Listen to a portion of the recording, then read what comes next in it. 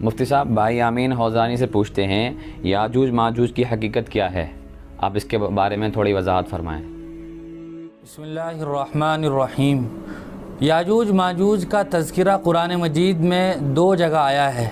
ایک تو سورہ کہف میں 16ویں پارے میں اللہ تبارک و تعالیٰ نے ارشاد فرمایا قالوا یا ذا القرنین ان یأجوج و مأجوج مفسدون فی الارض، اور دوسری جگہ 17ویں پارے میں آیا ہے حتی اذا فتحت یأجوج و مأجوج۔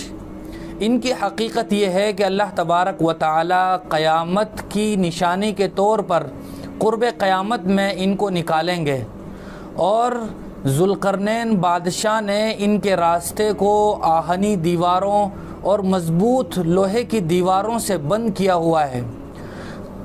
قرب قیامت میں یہ قوم نکلے گی، دیوار ٹوٹ جائے گی اور یہ آدم خور قوم ہوگی، جو کچھ ان کے سامنے آئے گا اس کو یہ کھا جائیں گے۔ بالآخر حضرت عیسیٰ علیہ السلام کے زمانے میں ایک آسمانی وبا کے ذریعے سے اللہ تبارک و تعالی ان کا خاتمہ فرما دیں گے۔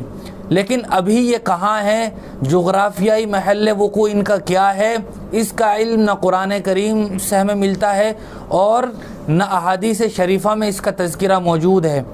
البتہ کسی اسلامی عقیدے کا مدار اس معلومات پر موقوف بھی نہیں ہے، اس لیے ہمیں صرف اتنا جان لینا کافی ہے کہ قرب قیامت میں قیامت کی نشانی کے طور پر یہ نکلیں گے۔